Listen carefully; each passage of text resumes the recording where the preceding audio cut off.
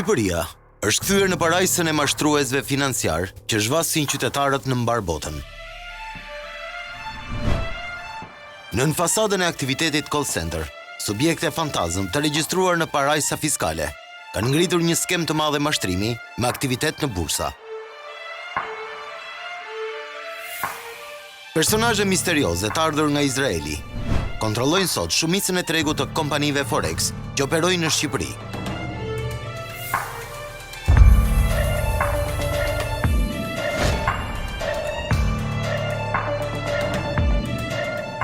Në këtë dokumentar, do të zbulojmë të plot dosjen hetimore ndaj një kompanie me drejtuesi izraelit që mashtroi mijëra qytetarë në Europë dhe SBA. Kontratat që zbulojnë metodat e sofistikuara të mashtrimit dhe pastrimi i parave. Një aktivitet kriminal që po minon tregun e lishëm call center ku punësohen mbi 25.000 të rinj.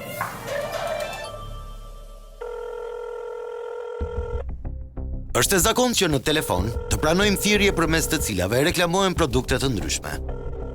Prej vitesh, këtyre ofertave u janë shtuar propozimet për investime në bursa. Paralelisht me aktivitetin e lishëm, shihet një skem e madhe mashtrimi që zhvat qytetarët në shuma të mëdha. Ky përbën një shqetësim global që së fundi ka përfshirë fort Shqipërinë pas zbulimit të kompanive të shumta që mashtrojnë në tregun Forex.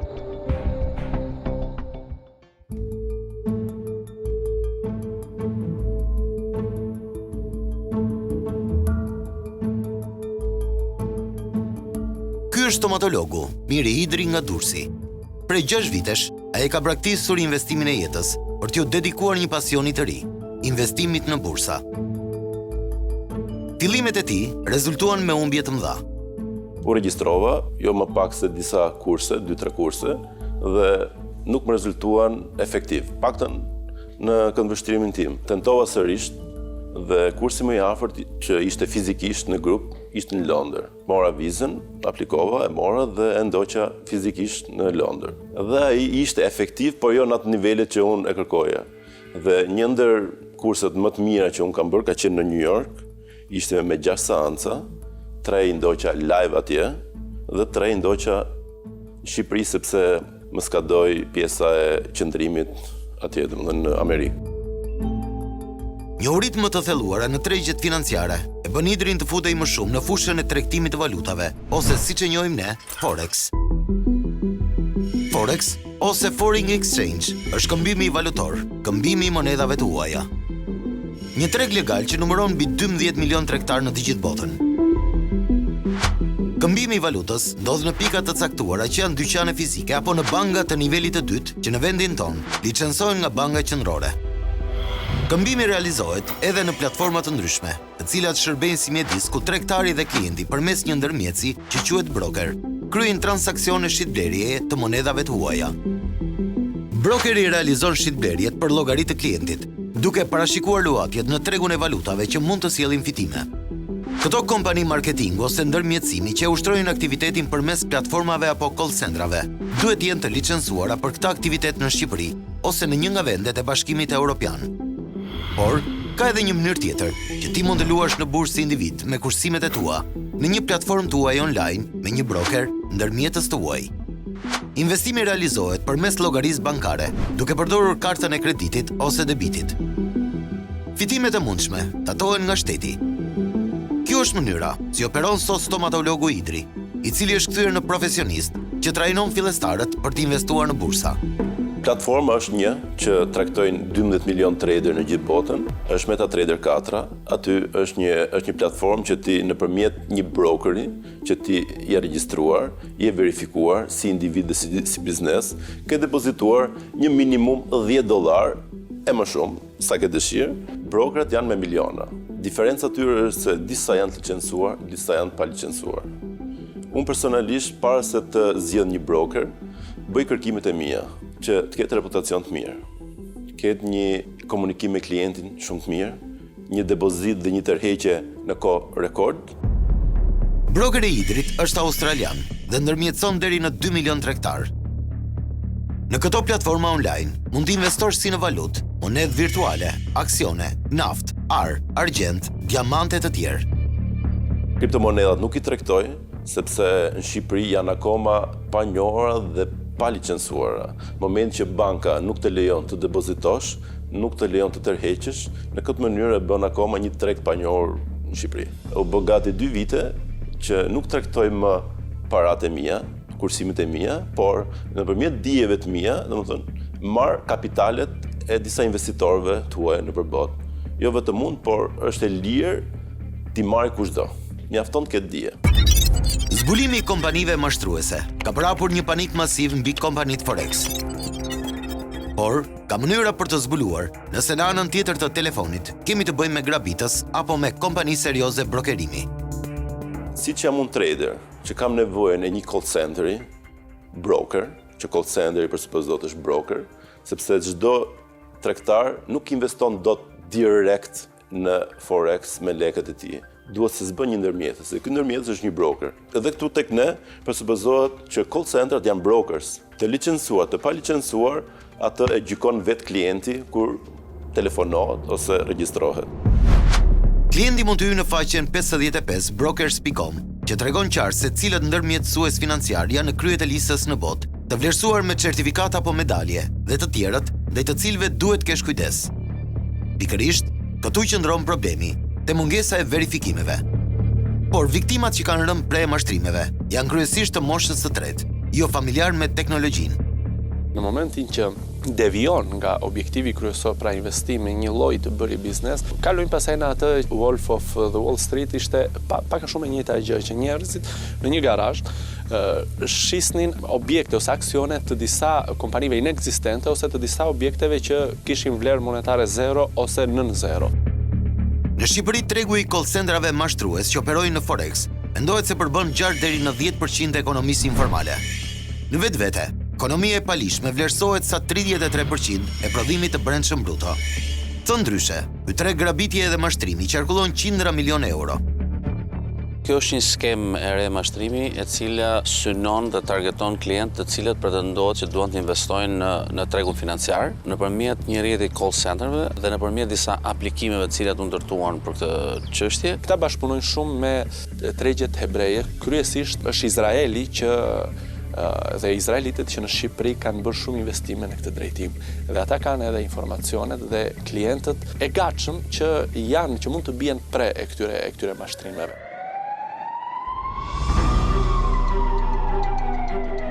Në dhjetor të vitit 2021, policia e shtetit realizoi një operacion duke goditur një call center mashtrues në Tiranë që operonte prej 5 vitesh. Bëhet fjalë për kompaninë RG Capital. Administratori ishte shtetasi izraelit, Rafael Genish, I cili u vu në prangë bashkë me 37 punonjës të kompanisë, që nga krijuesit e rrjetit kompjuterik e deri te operatorët e thjeshtë.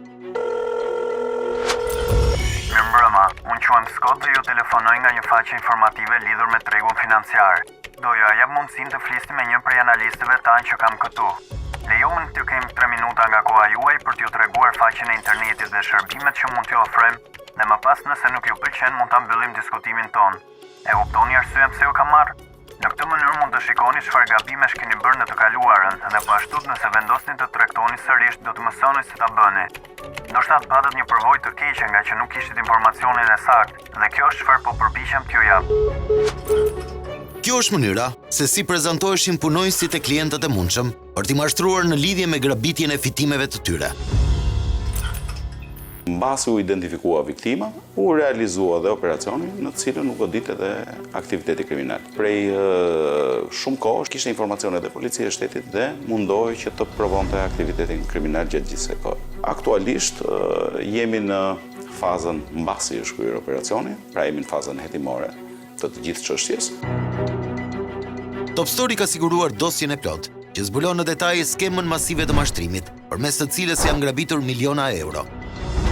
Marrja të dhënave personale në lidhje me gjendjen financiare të individëve të ndryshëm brenda dhe jashtë shtetit, si dhe marrja të dhënave në lidhje me kartat bankare të këtyre individëve, ka shërbyer si piknisje për një veprimtari të tillë. Ne aktualisht kemi rreth 3 milion dhëna shtetasisht tuaj, për të cilët do të vazhdoj verifikimi dhe dokumentimi nëse këta shtetas kanë qenë viktima apo jo të këtij aktiviteti kriminal. Që andej pastaj këto të dhëna do të bashkohen me dosjen hetimore që neve kemi në proces.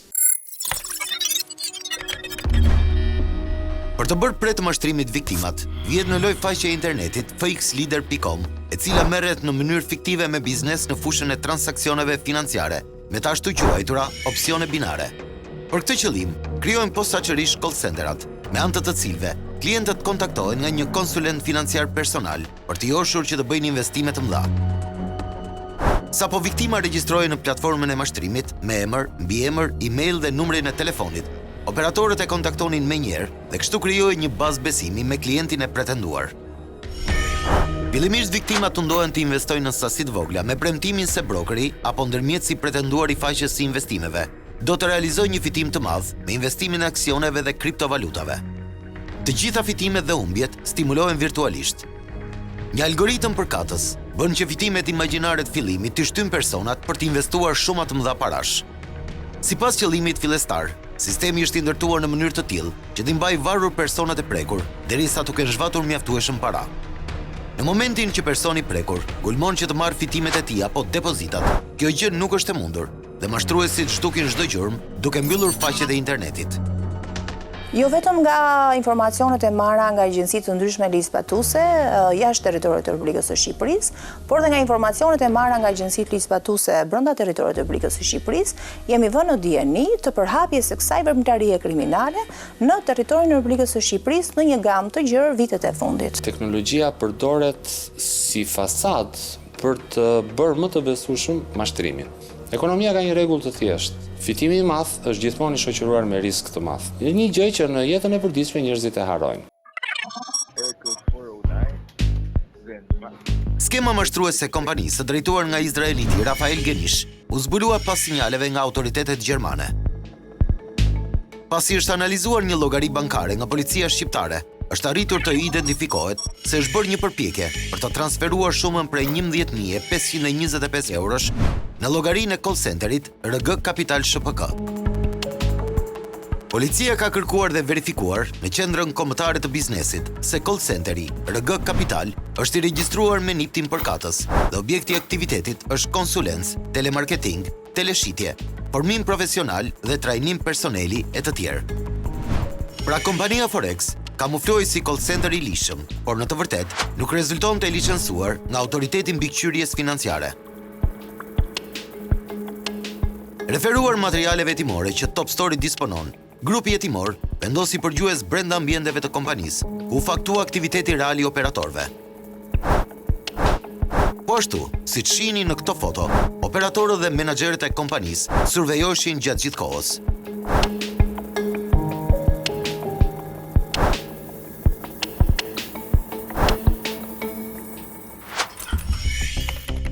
Nga përgjimi rezultoi se në këtë subjekt zhvilloi aktivitet call center. Në ambientet e punës u konstatuan administratori Rafael Genish, shtedasja Donalda Kajo, drejtoreshe burimeve njerëzore, shtedasja Elion Pirani, IT i subjektit dhe në zyrën e tij ishte dhe serveri kësaj kompanie. Janë marrë foto nga të gjitha ambientet e punës. Nga këto, me interes për hetimin ton ka qenë një foto e marrë nga një kompjuter, ku duket qartë një platforme të cilin punonin, e cila quaj investing.com. Në një tjetër episod që përshkruhet në dosjen hetimore, një shtetas gjerman kishte transferuar 255.000 euro në llogari të ndryshme të platformës fxleader.com. Transferta ishte bërë drejt call centerit Kapital SHPK 1001, me adresë në rrugën Imkolli. Kjo kompani ka administrator sërish një shtetas izraelit të quajtur Omer Per dhe ka të njëjtën adresë me kompaninë RG Kapital SHPK, të drejtuar nga Rafael Genish. Kjo i shton dyshimet se pas të dyja kompanive qëndron e njëjta dorë apo i njëjti grup personash. Brenda një kohe të shkurtër kohore, këto kompani kanë përfituar vlera monetare të konsiderueshme nga shoqëritë huaja në Liechtenstein, Letoni, Bullgari, Danimarkë e të tjerë. Fondet të cilat transferohen drejt shoqërive të tjera kryesisht të huaja, tërhiqen kesh nga personat e autorizuar.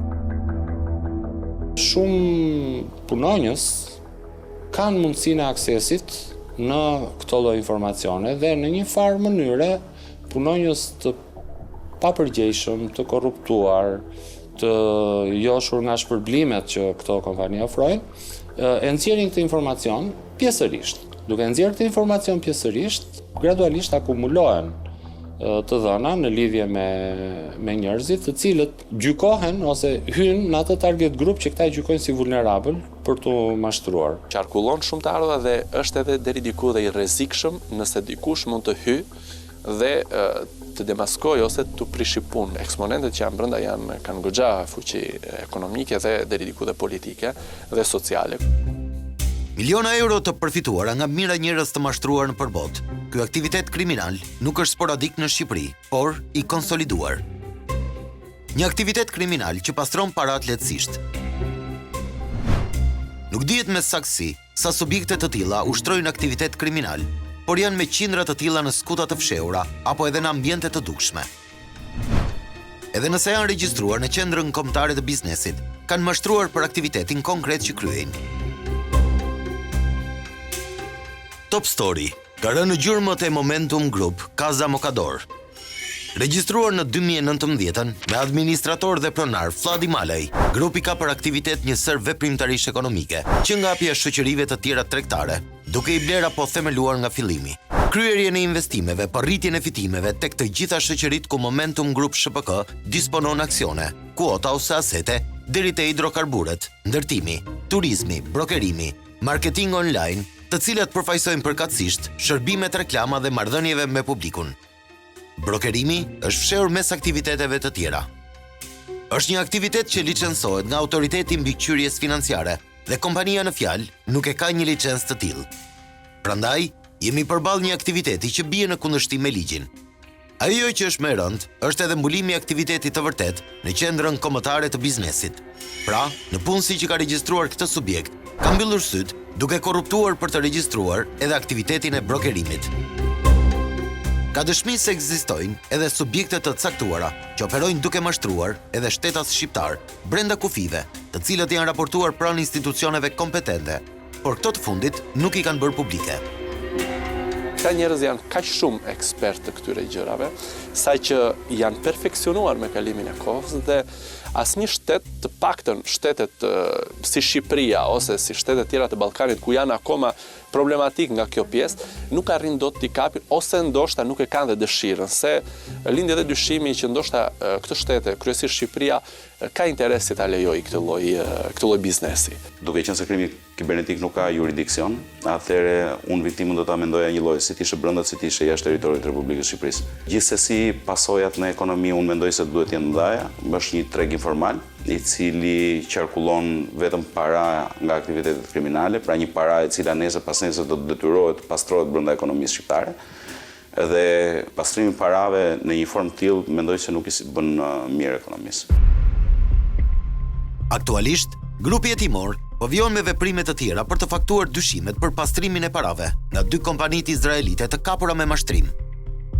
Për ta bërë këtë, është e nevojshme të zbulohet përfituesi fundor se ku shkojnë parat.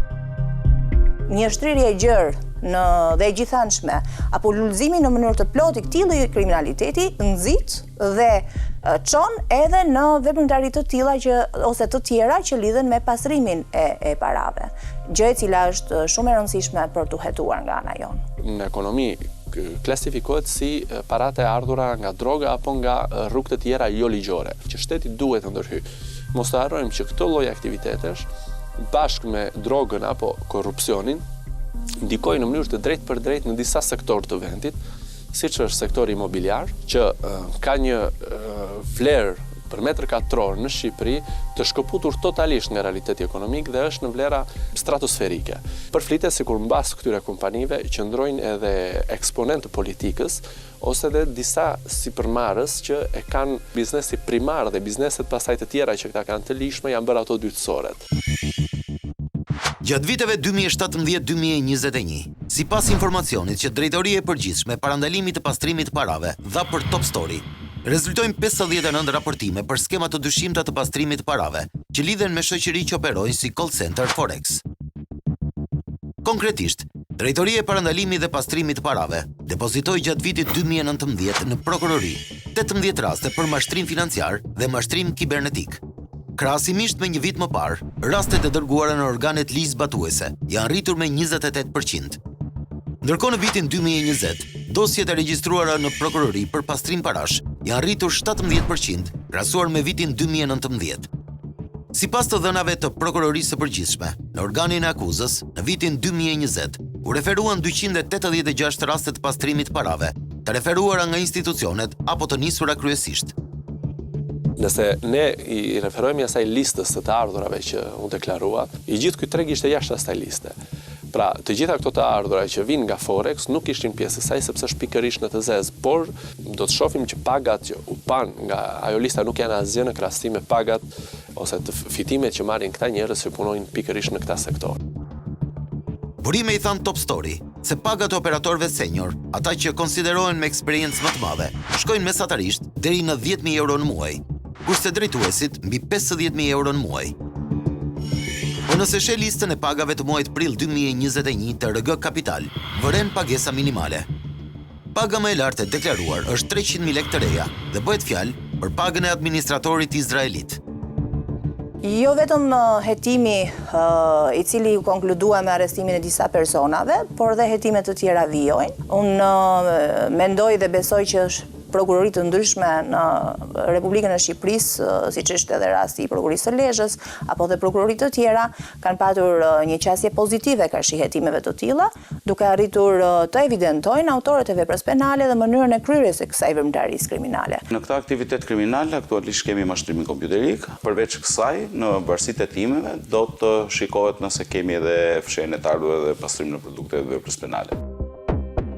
Ajo që është vërtetuar nga hetimi është se transaksionet bankare të kryera në emër të kompanisë janë në shifra të mëdha. Aktualisht kompanitë rezultojnë me status aktiv në QGB, pavarësisht ndalimit të aktivitetit dhe sekuestrimit të të gjitha provave që policia gjeti gjatë aksionit, që nga lista personash që telefonoheshin, dosje, fletore, telefona, kompjutera e të tjerë.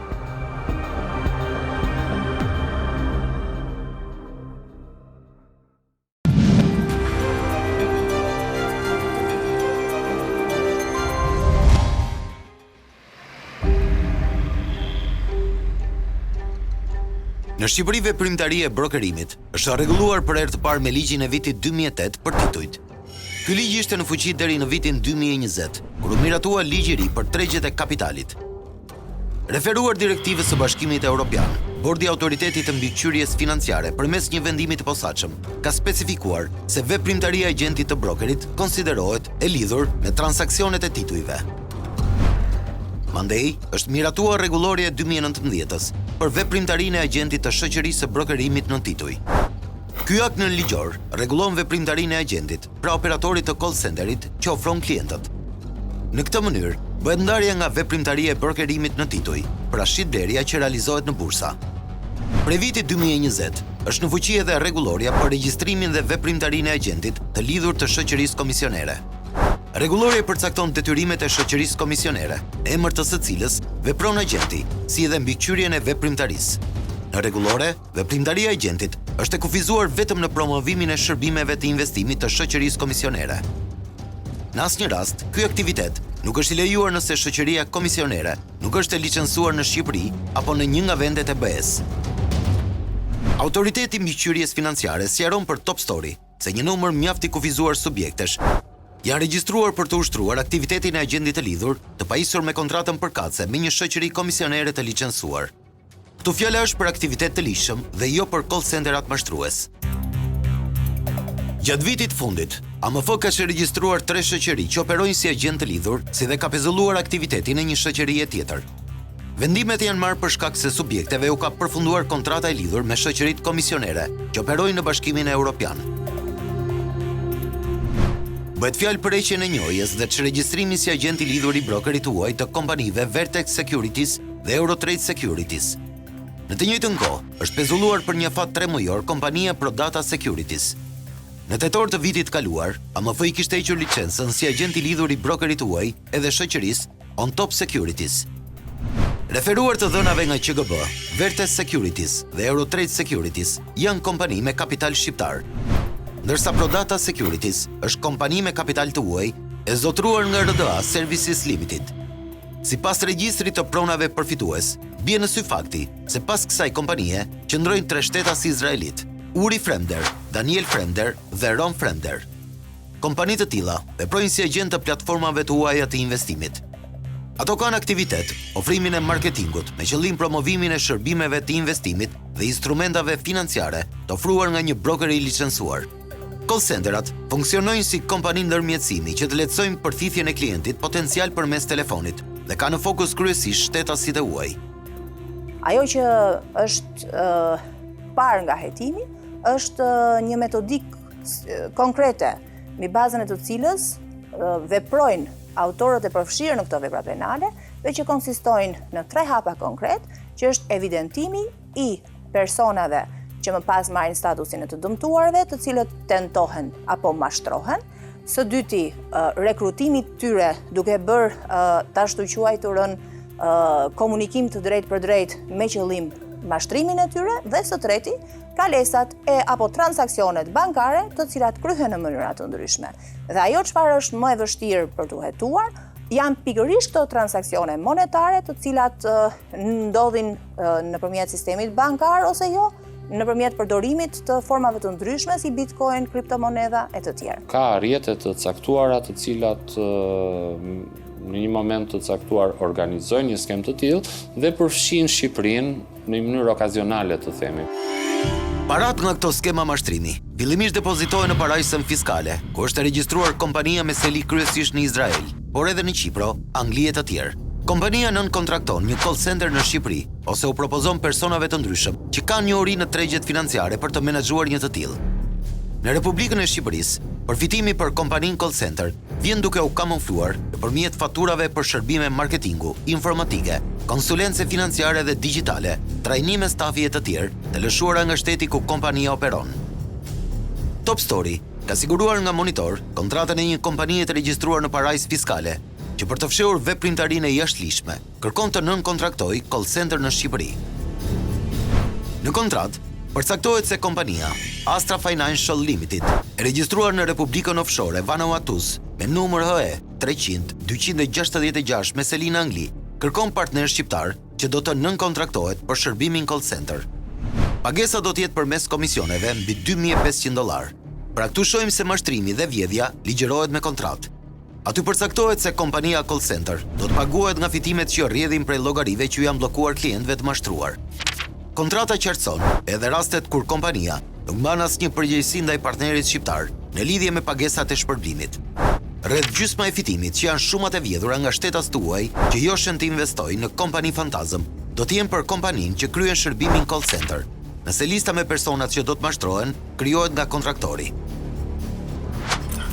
Në çdo rast në të cilin partneri ka gjeneruar të ardhura nga burimet e tij ose listat e klientelës, të cilat nuk ishin të listuara në regjistrat e kompanisë, atëherë partneri do të marrë një shumë prej 45% të depozitës neto të miratuar. Për të shmangur çdo dyshim, kompania do të marrë një listë specifike në Excel, e cila do të pasqyrojë rezultatet e sjellura nga përpjekjet e nënkontraktorit. Top Story ka biseduar me disa persona që është ofruar të jenë partner me këto kompani offshore për të çelur call centera grabitqar, por ata nuk kanë pranuar të flasin publikisht. Kjo lidhet edhe me informacionet se prapa këtyre kompanive qëndrojnë njerëz të fuqishëm. Çdo lloj vepre penale, sado e lehtë apo e rëndë të jetë ajo, është problematik për çdo lloj komuniteti, duke përfshirë dhe shoqërinë shqiptare. Ajo çfarë duhet të bëhet është një trajnim i mirë i burimeve njerëzore që t'i përgjigjen në kohën e duhur dhe me metodat e duhura kësaj veprimtarie kriminale. Duke qenë se këta arrin të marrin dhe disa platforma të tjera, kryesisht të prodhuara në vendet e Evropës lindore dhe një pjesë e Ballkanit në fakt, këto platforma janë të pagjurmueshme. Ata nuk deklarojnë, nuk janë të lidhur me asnjë institucion, të asnjë shteti dhe janë gjithçka abuzive dhe janë në gjendje të manipulojnë dhe ecurin e atyre produkteve që këta shesin. Pra, nëse një produkt është vetëm me ulje, pra me humbje, këta arrin me anë të këtyre platformave që ta manipulojnë dhe ta paraqesin sikur produkti është gjithmonë në rritje vlera e tij monetare. Dhe kjo për të dhënë garanci investitorëve që investimi jot është duke ecur shumë mirë dhe ti mund të rrisësh këtë dozë investimi për të pasur më shumë të ardhura. Nëse analizojmë kompaninë RG Capital, të goditur nga policia e shtetit, nuk ka asnjë kontratë bashkëpunimi me kompani të regjistruar në zonën e Bashkimit Evropian. Madje, nuk ekzistonte një kontratë e tillë as me partner nga vendet offshore. Pra është e qartë se veprimtaria e saj është e kundërligjshme dhe nuk është përpjekur as pak të kamuflojë mashtrimin. Vendin ton ku institucionet janë të dobta, këto lloj biznese janë gjithmonë në lulësim. Tani do të ndalemi për të analizuar një kontratë tip të RG Kapital me të punësuarit si operator në call center. Ajo që bie në sy është një nen ku theksohet se punëmarrësi është i detyruar që në marrëdhënie me klientët e punëdhënësit të përdorë emrin e artit. Pra, ai ju prezantohet personave që mashtrohen me një emër jo real. Punojësi mban përgjegjësi për çdo veprim që kryhet me emrin e artit, një lloj si të ishte kryer me emrin e tij zyrtar. Sipas kontratës së nënshkruar, operatorët janë të detyruar që me klientët që mashtrojnë të mos përdorin asnjëherë emrin e vërtet. Kjo konstatohet edhe në materialet hetimore. Gjatë aksionit policor, në tryezat e operatorëve, u gjetën edhe dosje me emra si Tony Scott, Paul Becker, Kristina Rosner e të tjerë. Pra operatorët shqiptar prezantohen si shtetas britanik, gjerman, amerikan, grek, spanjoll e të tjerë.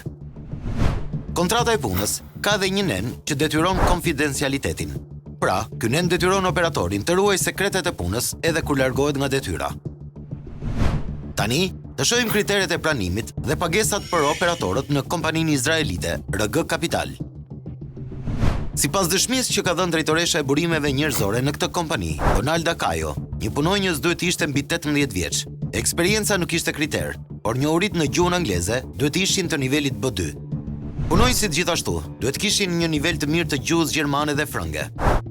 Në këtë kompani kishte 3 sektor, ai junior, senior dhe retention ose investimet e mëdha. Punojësit e sektorit junior në sajt e një liste me numra telefoni, e cila siguroi nga administratori i Izraelit, merrni në telefon shtetas të ndryshëm dhe ju prezantonin në website-in.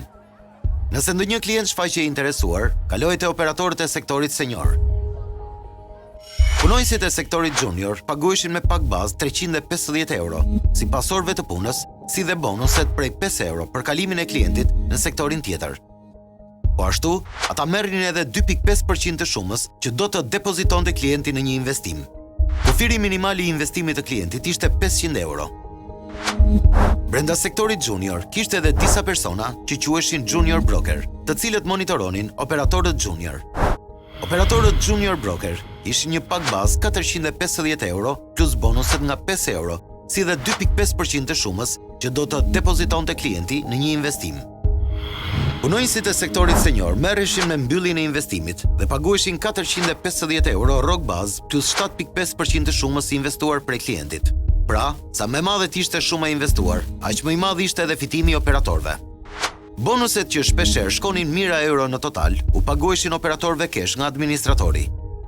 Drejtoresha e burimeve njerëzore në kompaninë RG Kapital, Donalda Kajo, ka deklaruar përpara prokurores së çështjes se ka marrë bonuse kesh në dorë në shumat 400 dhe 900 euro.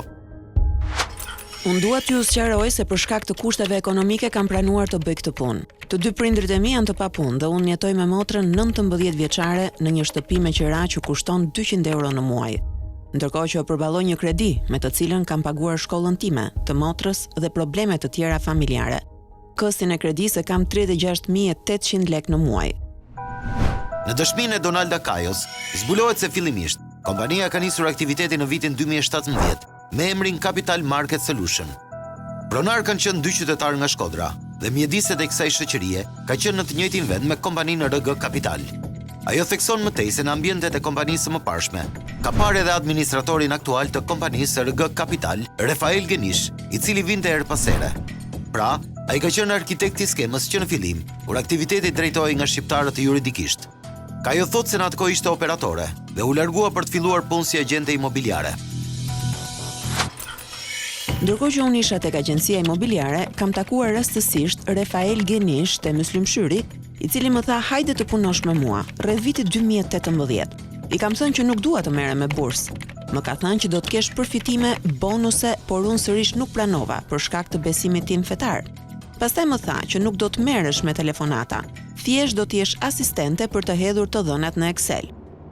Kjo veprimtari kriminale ka një shtrirje të gjerë, jo vetëm jashtë territorit të Republikës së Shqipërisë, ku arrihet më kollaj të evidentohen personat dhe të dhënat e tyre personale në raport me të dhënat bankare, por dhe brenda territorit të Republikës së Shqipërisë. Sa i përket pjesës së mbikëqyrjes së këtij lloji tregu, gjykoj që është më vështirë, sepse duhet kuptojmë që autoritetet rregullatore në princip nuk janë institucione policie, nuk janë institucione që gjymojnë bizneset se ku bëjnë aktivitete me radhë. Pra i herë parë subjekti duhet të jetë licencuar në mënyrë pra të hyjë në hartën dhe në sitën e mbikëqyrjes së subsidientit rregullator në mënyrë që më pas të ndiqet tesoria e tij. Dhe pjesa më e madhe, po them 95 apo 97% e këtyre subjekteve ushtrojnë aktivitetin në hije. Flasim për treg konsoliduar do ishte pak e vështirë sepse do duhet merrni mendimin e shumë faktorëve brenda shtetit shqiptar. Por gjithsesi unë mendoj që është një aktivitet i cili po hetohet nga policia e shtetit. Në fakt, rrjetet sociale janë të imbushur me reklama dhe oferta për punë si agent Forex. Faqe që ofrojnë paga duke nisur nga 400 deri në 700 euro baza, plus bonuset dhe përqindjet e caktuara nga investimi i klientit. Shpeshherë, në rrjet reklamohen oferta pune me paga mjaft të larta, edhe për punonjës me eksperiencë zero. Këto lloj ofertash, jo vetëm që ngren dyshime të mëdha mbi këto aktivitete, por zbulojnë hapur dhe masivitetin e mashtrimeve me Forex.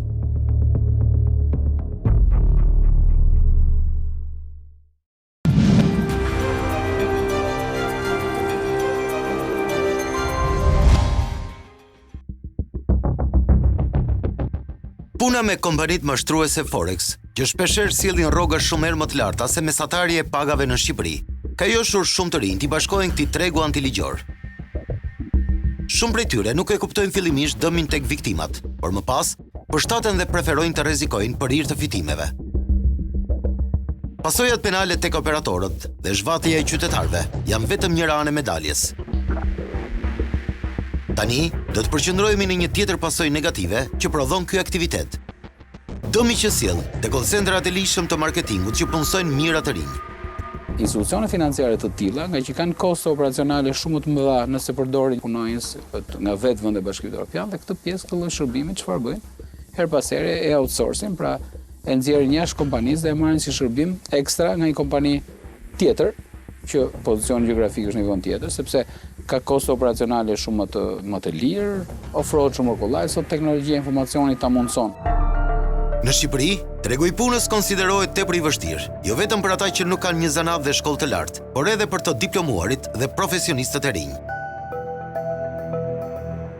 Prej më shumë se një dekade, call-centrat janë kthyer në një burim shumë të rëndësishëm të ardhurash, veçanërisht për të rinjt. Sipas Instat, papunësia ndër të rinj ulet çdo vit. Por ky duket se është një realitet vetëm në shifra, pasi në realitet ndodhe kundërta referuar raporteve të organizatave ndërkombëtare. Sipas organizatës ndërkombëtare të punës, Shqipëria renditet në vendin e parë në Europë për përqindjen më të lartë të rinjve pa punë, të parësimuar dhe të patrajnuar, duke e kaluar edhe Moldavisë si vendi më i varfër i Europës. Situatën e bën edhe më të rëndë fakti se ata që vuajnë më tepër papunësinë janë të rinjtë e diplomuar. Pamundësia e gjetjes së një vendi pune në profesion, apo edhe oferta me pagë minimale për ambicjet e të rinjve, kanë detyruar ata që nuk emigrojnë t'ju drejtojnë call-centrave. Janë parë dhe si skema të zbutjes së efekte sociale, pra në skema punësimi ku punësohen me 10 mijëra të ri dhe marrin të ardhura jo pak të vogla, pavarësisht se janë skemat e evazionit fiskal të jashtëzakonshme, pra fitohet shumë herë më tepër se sa që deklarohet dhe kjo do të ishte në fokusin e administratës tatimore, mendoj unë, të paktën për aspektin fiskal. Këto biznese janë fuqizuar me zhvillimin e mëtejshëm të teknologjisë, veçanërisht me burime njerëzore të kualifikuara që nuk arrin të sistemohen në zanatin që janë diplomuar. Një studim i fundit që është bërë, pjesa më e madhe e punojësve në call center janë të gjithë të arsimuar, mbi 90% janë me arsim të lartë, ose në vazhdim të arsimit lartë. Dhe në alternativë, duke mos gjetë një mundësi në profesionin e vetë, zgjedhin tregu call center për momentin. Pavarësisht që kjo vazhdon edhe pas studimeve, duke qenë që është paga shumë më e mirë se sa në profesionet specifike. Të dhënat nga Drejtoria e Përgjithshme e Tatimeve tregojnë se aktualisht call-centrat tatim pagues në Republikën e Shqipërisë janë plot 599 aktiv. Numri të punësuarve në total për periudhën e fundit tatimore, dhjetor 2021, është 13.355 persona. Burimet të Top Story konfirmojnë se në të gjithë Shqipërinë ushtrojnë aktivitetin mbi 2000 call-centra. 75% e tyre të jashtëligjshëm dhe pjesa më e madhe dyshohet fort për aktivitet kriminal për mashtrim kompjuterik financiar. Por, sipas të dhënave nga Sindikata e Punonjësve të Call Center, numri real i të punësuarve këtë sektor është plot 25.000 persona. Nëse kjo do të faktojë, atëherë qartësisht jemi përballë evazionit fiskal që konsumojnë subjekte të caktuara. Akoma më keq, mos deklarimi i punonjësve mund të jetë për arsye të një aktiviteti të palishëm, siç është mashtrimi me Forex. Ajo çfarë mbetet për të bërë është identifikimi në mënyrë të plot i këtyre, le të themi, bizneseve të cilat ushtrojnë veprimtari të tillë, që në fund të ditës jo vetëm të hetohen bizneset ashtu quajtura të cilat objektivin kryesor e kanë mashtrimin e qytetarëve të ndryshëm, por edhe në krijimin e një atmosfere të qetë dhe të një sigurie juridike dhe për bizneset të cilët në fakt ushtrojnë një veprimtari të lishme. Përgjithsisht gjithë bota sot po shkon drejt shërbimeve telefonike. Që thot çdo kompani ka nevojë bëj shitje me telefon, sidomos edhe pandemia ka ndihmuar dhe ka rritur shumë pjesën e biznesit. Ky sektor është i rëndësishëm edhe për arkën e shtetit, pasi vetëm për vitin 2021 ka kontribuar në buxhet me 42 miliard lek. Nga të dhënat e Instat, vjet re se në këto aktivitete ekonomike janë të punësuar edhe individ të grup moshave mbi 50 vjeç, familjar që shohin si zgjidhje të vetme për mbajtjen e familjes. Por lulëzimi i call centrave të palicencuar dhe mashtrues, që luajnë në bursa dhe ndryshe quhen Forex, ka shtuar oreksin e të rinjve shqiptar për të ardhura shumë fish më të larta. Kjo i largon nga tregu i lishëm dhe i drejton drejt kompanive mashtruese. Nëse vërim të dhënat e Instat, nga viti 2015 deri në vitin 2020, shohim një ulje të numrit të call centrave aktiv në vend. Në vitin 2015, në Shqipëri kanë ushtruar aktivitetin plot 804 call centera, ndërsa në vitin 2021 operojnë 599 subjekte, pra 200 kompani më pak. Një i ri, 25 vjeç, që merr sot 3.000, 4.000 euro mund marrë në muaj, është e pamundur që ne të diskutojmë për të drejta në punë, sepse fund ditës të drejtat e ai përkthen në monedhë. Dhe Sindikati i Solidaritetit në asnjë moment nuk është marrë me këtë pjesë të tregut. Por është parë që pjesë shumë e madhe e operatorëve telefonik, që ishin shumë të mirë në profesionin që bënin, në punën që bënin, kanë zgjedhur këtë për çështje ekonomike. Numri të rinjve që punojnë në call centrat kriminale është i pamundur të vlerësohet me saktësi. Por duke menduar qarkullimin e madh të paras në këto aktivitete dhe duke marrë parasysh që vetëm një call center i vogël kërkon të paktën 40 operator, mendohet që në këto aktivitete grabitqare punojnë qindra të rinj, mbase edhe mira. Interesi i momentit ka prevaluar mbi një dëm të përgjithshëm që është humbja e trurit për vendin. Kapaciteti, njohurit, përmimi i tyre profesional që do të shërbente si potencial burimi njerëzor në një fushë të caktuar, është kontingjent burgu. Këtë e tregojnë aksionet e fundit policore ndaj mashtruesve që operojnë në Forex. Problemi më i madh këtu është që janë përfshirë në këto call center një brez i ri, fidimet kanë qenë vërtet larta dhe kjo sigurisht dëmton atë etikën e punës tek të rinj që sapo fillojnë të futen në fushën e tregut financiar. Shpeshherë është konstatuar që shteti ka mbyllur njërin sy ndaj këtyre aktiviteteve të jashtëligjshme që janë burim punësimi. Ndërhyrja ndaj kompanisë së shtetësve izraelit ishte rezultati i sinjalizimeve nga Gjermania, pasi instancat përkatëse thuajse në kryen verifikime mbi aktivitetin e vërtet të call centrave. Nëse neve do të kishim nga institucionet e tjera për sa u përket detyrave të tyre, pra një panoram të qartë të aktiviteteve që ushtrojnë këtë lloj forme, atëherë policia e shtetit nesër pas nesër do ta kishte shumë të thjeshtë për të mbledhur copëzat e kësaj situate dhe për të konkluduar në një operacion të këtyre subjekteve që ushtrojnë aktivitet kriminal. Ne jemi drejtuar drejtorisë së tatimeve për të mësuar më shumë nëse ka një angazhim real për adresimin e këtij fenomeni. Në kuadër të marrëveshjeve të bashkëpunimit, fokusi është rritja e bashkëpunimit me institucionet ndërvepruese në gjurmimin e veprave penale në fushën e tatimeve, shkëmbimi i informacioneve në kohë reale dhe ngritja e grupeve të përbashkëta të kontrollit. Por duket se marrëveshja nuk ka prodhuar rezultat deri më sot, pasi zbulimi i mashtruesve ka ardhur nga vendet partnere. Këtë e tregoi edhe goditja e subjektit të RG Kapital pas informacioneve nga Gjermania. Kjo shoqëri ishte regjistruar si kompani marketingu dhe ishte tatim paguese, por nuk ka patur asnjë indicje nga ana e tatimeve më parë që kjo kompani ishte mashtruese. Drejtoria e tatimeve shfaqsohet teksa parashtron se nuk ka patur kërkesë shkresore për bashkëpunim nga policia e shtetit në muajin dhjetor, kur edhe ndodhi ndërhyrja te RG Kapital. Në fakt, në atë moment nuk ishte më nevoja dhe nuk mund të përfshiheshin tatimet, pasi policia kishte nisur një hetim penal për një aktivitet që do të duhet ishte konstatuar me kohë nga inspektimet. Kontrollet në të gjitha bizneset, përfshirë edhe call center nga administratat tatimore, thot institucioni për Top Story, realizohen bazuar në modulin e riskut, që është një modul informatik, i cili përzihet tatim pagues mos përmbushës bazuar në kritere risku, të përsaktuara më parë. Ata tatim pagues, që ka numrin më të madh të kritereve të riskut të thyera, i ushtrojnë kontrollit tatimor. Për periudhën janar 2017-dhjetor 2021, janë realizuar 76 kontrolle, që i përkasin subjekteve me aktivitet call center. Deri në periudhën dhjetor 2021, ka rezultuar 2.1 miliard lek detyrime të papaguara nga këto subjekte, të ndara në zëra tatime dhe gjoba. Edhe pse sqaron se janë kryer këto kontrolle, Drejtoria e Tatimeve thotë se nuk janë konstatuar palishmëritë e natyrës që lidhen me abuzimet me Forex. Rritja dhe sofistikimi i krimit kibernetik, edhe me derivate si ai call centrave mashtrues, kërkon kohë dhe burime njerëzore të mjaftueshme, të cilat sot mungojnë.